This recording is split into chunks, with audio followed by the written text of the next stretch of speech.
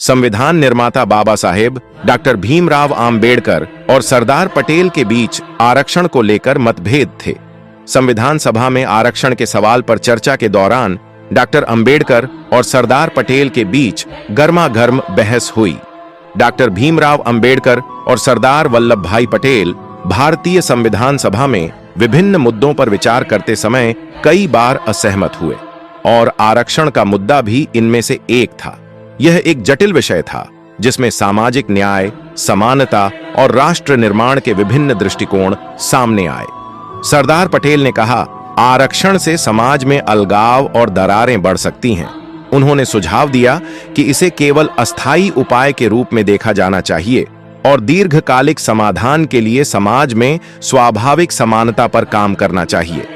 अंबेडकर और पटेल के बीच आरक्षण पर असहमति उनके दृष्टिकोणों में अंतर को दर्शाती है, लेकिन दोनों का उद्देश्य एक था, भारत को एक मजबूत और समान समाज बनाना।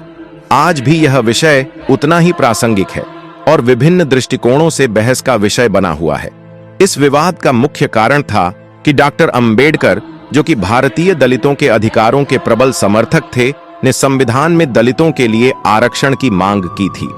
मानना था कि भारतीय समाज में व्याप्त जातिवाद को समाप्त करने के लिए दलितों को विशेष अधिकार और सुरक्षा मिलनी चाहिए।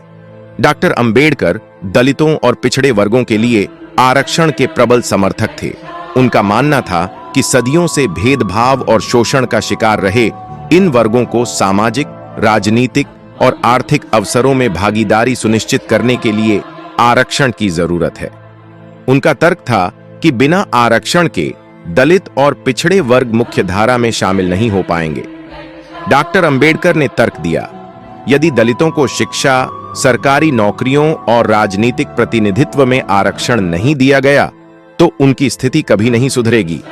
अंबेडकर ने ऐतिहासिक शोषण और जातीय भेदभाव के उदाहरण देकर यह स्पष्ट किया कि आरक्षण सामाजिक न्याय के लिए अनिवार्य है। वहीं सरदार पटेल, जो कि भारतीय राष्ट्रीय कांग्रेस के एक प्रमुख नेता थे, आरक्षण के विरोधी थे।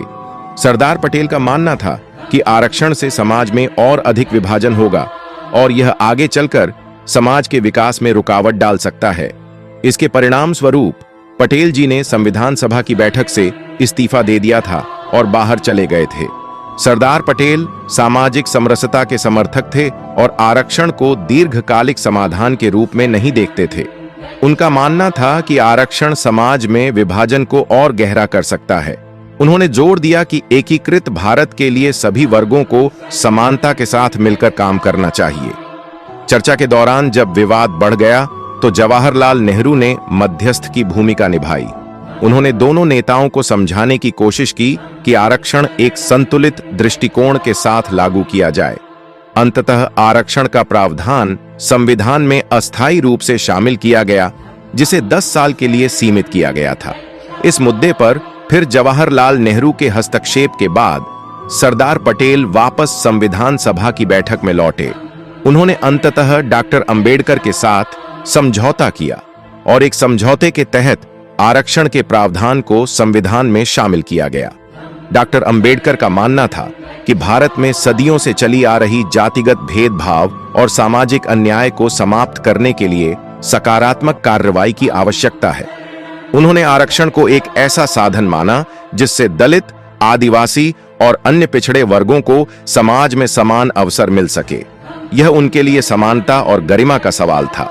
सरदार पटेल का मानना था कि आरक्षण एक संवेदनशील और विभाजनकारी मुद्दा हो सकता है। उन्होंने इसे राष्ट्र की एकता और समरसता के लिए एक चुनौती के रूप में देखा। उनका विचार था कि समाज को समानता की ओर ले जाने के लिए सामाजिक सुधार और सामूहिक प्रयास अधिक प्रभावी होंगे। यह घटनाएं भारतीय राजनीति के इतिहास में महत्वपूर्ण हैं, क्योंकि उन्होंने यह सिद्ध किया कि कैसे विभिन्न दृष्टिकोणों के बीच समझौता करके एक व्यापक राष्ट्रीय हित को प्राथमिकता दी गई, कि व्यक्तिगत सिद्धांत और सामाजिक जिम्मेदारी राजनीति में कितने महत्वपूर्ण होते हैं। वीडियो में दी गई जानकारी पर आपकी राय कमेंट बॉक्स में लिखकर बताएं। वीडियो को शेयर करें, साथ ही वीडियो को लाइक करें एवं चैनल को सब्सक्राइब करके बेल आइकन को दबाएं ताकि आप ऐसी ही जानकारी पूर्ण वीडियो प्राप्त करते रहें।